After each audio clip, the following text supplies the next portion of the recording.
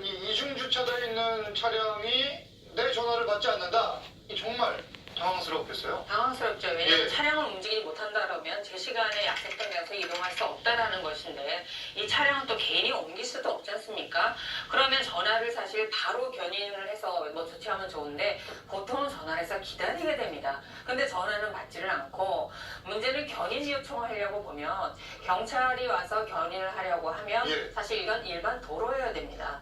근데 아파트 주차장이라든가 단독 개인 주택의 이제 주차장 같은 경우 사유지다 보니까 그렇죠. 이쪽에 대해서 공공기관인 경찰이 출동을 할 수가 없고 그렇다고 하면 차선책으로 요청할 수 있는 것이 지자체에다 구청 등에다 이 차를 옮겨주세요 요청할 수 있는가? 건의를 해달라. 예. 예. 그랬더니 이 부분도 사실은 아파트 뭐 관리규약에서 그들의 내부 약정이 있을지 모르지만 구청이 관여할 수 없어서 과거에도 얼마 전에 했던 그 주차 시비와 관련해서 예. 구청이 관여할 수 없다라는 입장을 내는 경우가 대부분입니다.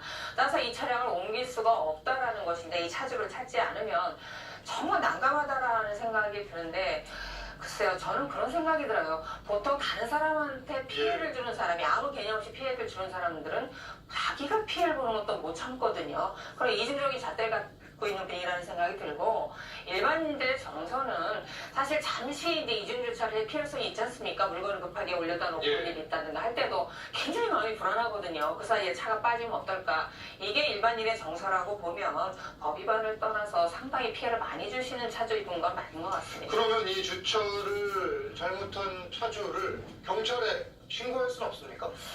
이 주차장 내 그 이제 통행을 가로막은 그 지역이 예. 도로, 육로라고 볼 수 있다라고 한다면 교통방해죄 성립 여부를 검토해 볼 수 있겠지만 사실상 우리가 지하 주차장에 이제 이중 주차를 저렇게 하거나 아파트 주차장 내에 저렇게 했을 때 실질적으로 도로를 보기 어렵죠. 육로를 보기 어렵기 예. 때문에 교통방해죄가 성립할 가능성이 굉장히 거의 없다라고 봐야 되겠고요.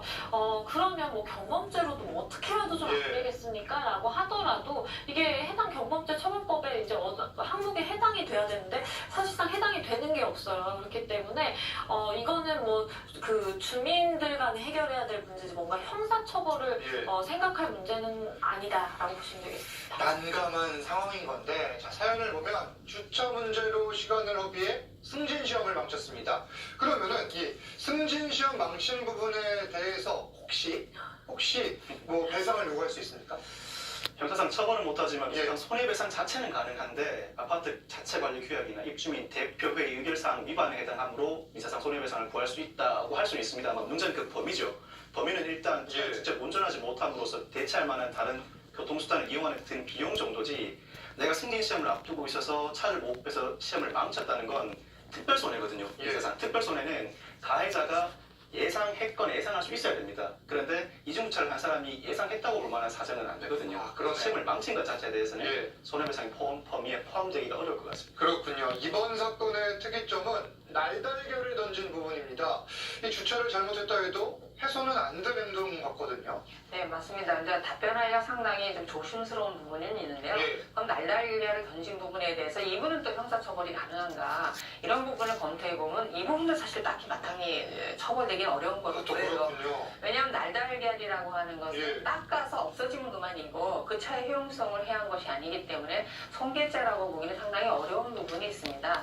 다만 이 이제 날달걀이 한두 개여서 이렇게 휴지를 가서 닦아주면 예. 끝나면 상관이 없는데 이것이 닦기가 어려워서 세차장을 이용했다라고 하면 세차비 정도는 오히려 배상을 할 수가 있다라는 생각이 그렇군요. 드는데요.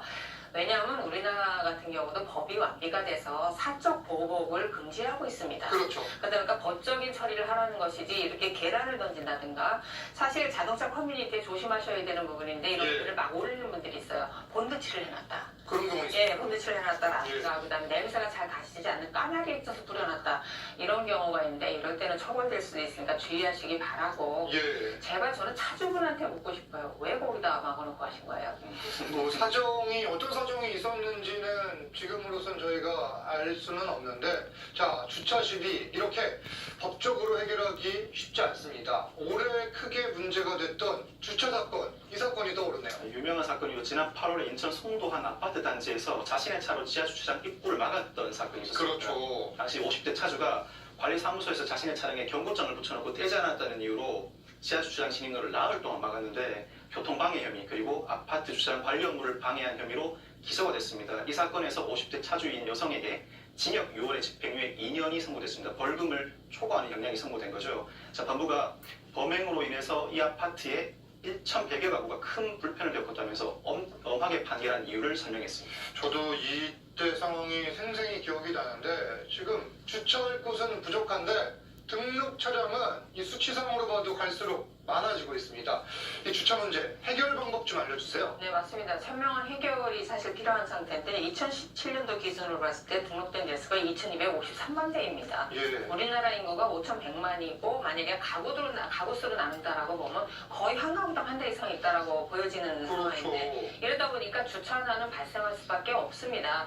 그렇다고 해서 서로 양보만 해라 이럴 수도 없는 상황이어서 사실은 정책적으로 주차 공간을 확보할 수 있는 건축법 시행이 필요하고 예. 그다음에 무엇보다도 대중교통을 이용하시는 그 필요함이 있지 않을까 생각이 됩니다. 그렇군요. 자, 이번엔 세탁소에서 벌어진 일입니다. 사연을 보고 이야기를 나누겠습니다.